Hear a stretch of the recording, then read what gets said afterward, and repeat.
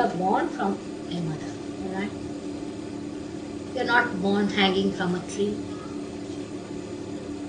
or not, neither you are thrown from the heavens and suddenly you are found born on this earth. You are born from a mother in her womb.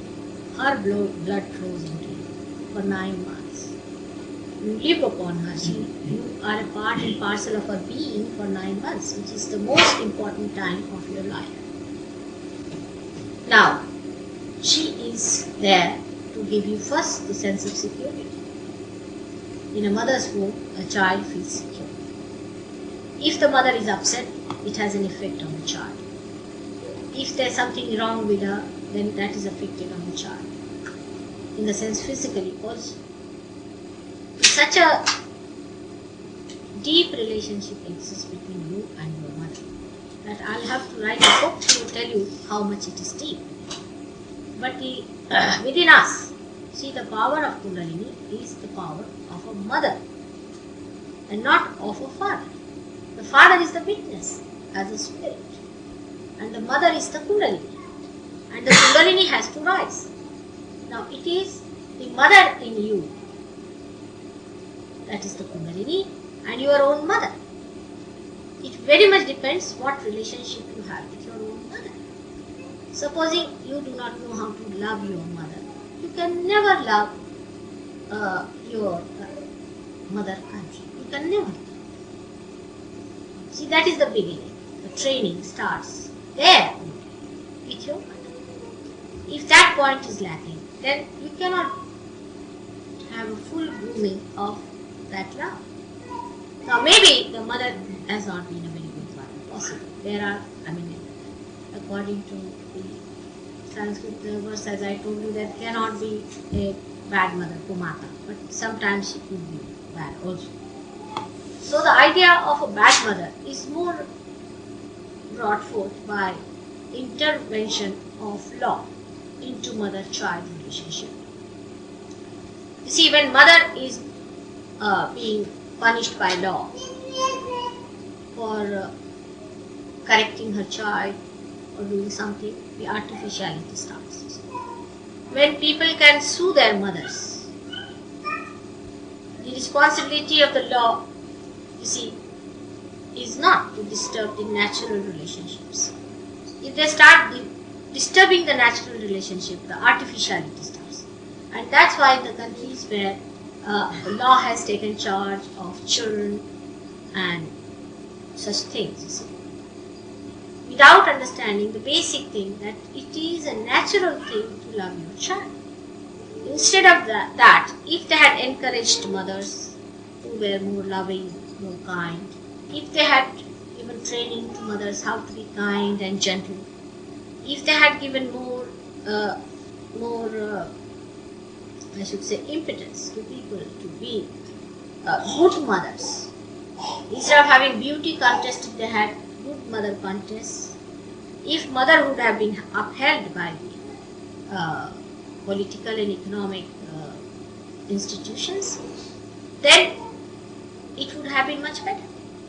But the whole society is turning towards self-destruction. So the law first takes over, see. So the child is quite sure of itself, see. Now an 18-year-old boy in the family gets the dough, right. Then he thinks no end of himself. He answers back his mother. He talks in a very rude manner to the mother. It's all right to say you have done it for an 18-year-old boy, but you don't know that he is the eldest boy. In the other children in the family follow him up. So they pick it up when they are even very young. The idea of giving money to boys at that age also is extremely harmful, because when he gets the money, the other children think they must also get some money. So they start charging mother for the work they are doing. We must pay 5p for bringing glass of water for the mother. Then the mothers now are of a different type. There are so many mothers who say that it is not a thing that we should love our children. It's not natural. Artificial has become natural and natural has become artificial.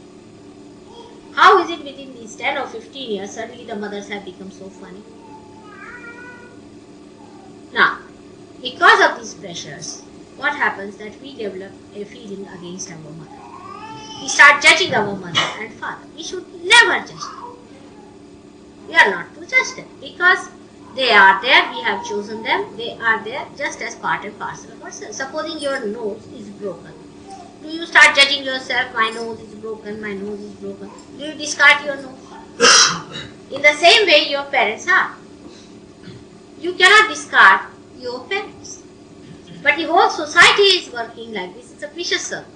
Now if I say you go and talk to your mother, then you can say that my mother is not a good person. She is this and that.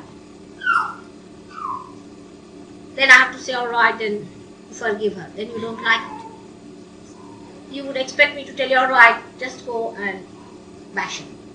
You would be pleased if I tell you that. Some of you would. Go and beat her up. But I would not say that.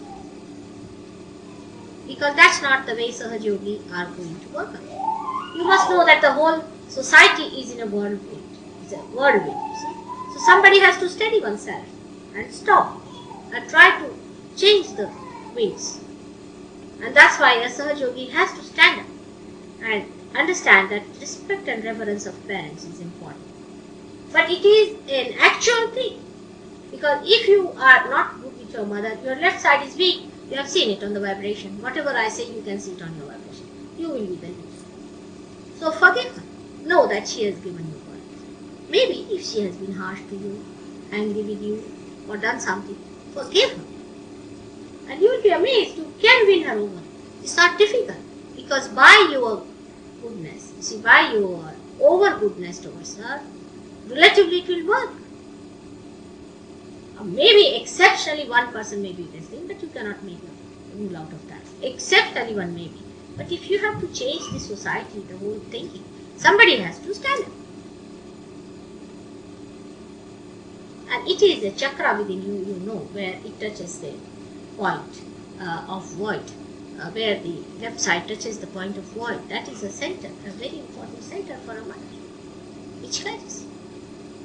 And do you know, it is very near the center of existence, because your existence depends on that. Supposing a child had no mother, he can never be a good husband.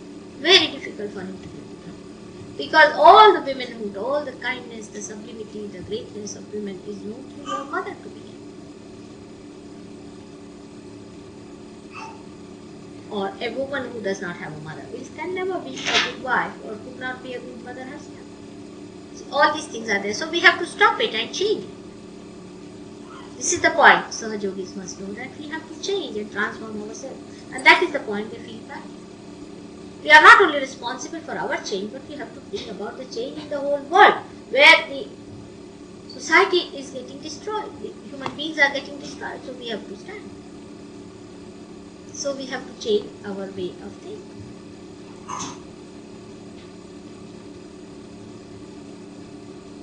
What's wrong in talking to your mother? She's not going to kill you if you talk to her. Why don't you talk to her? Because you hate her. You want her to feel bad. I mean, you don't go and beat your mother.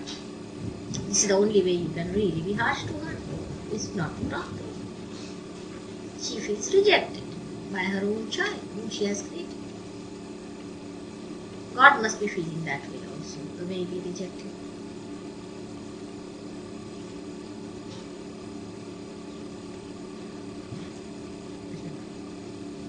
Everybody's left side improves. But try to love and you'll enjoy, because loving is the greatest thing, you know.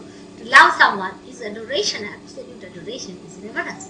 If you love someone, then you know that it is so great, it makes you great to love someone. It's a very great feeling that I love someone. It's like a Lord one feels, oh, I love this one and I love so many are there.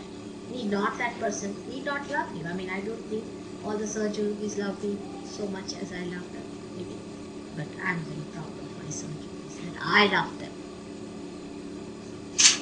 It's the most joy-giving thing, is to love yourself. To be able to love.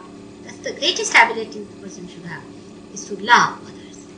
And in love, forgiveness is the way. That's why Christ said forgiveness is the greatest virtue.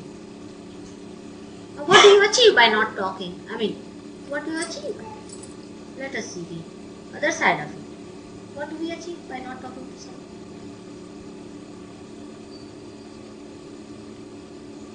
Rationally.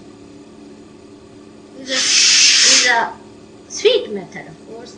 If sometimes children do, I'm not talking to you, you see, then you can have a little play about that. But it should be just a play. If it is a serious stuff, it's nonsense. It's just to play about is very good that I'm not talking to you. I'm not going to talk to Joseph for some time, he knows that. But then it's not serious. It is just to bring round certain points. And it's nice that mother should come and cajole you and persuade you and try to help you. That's a good thing. But the way we are serious,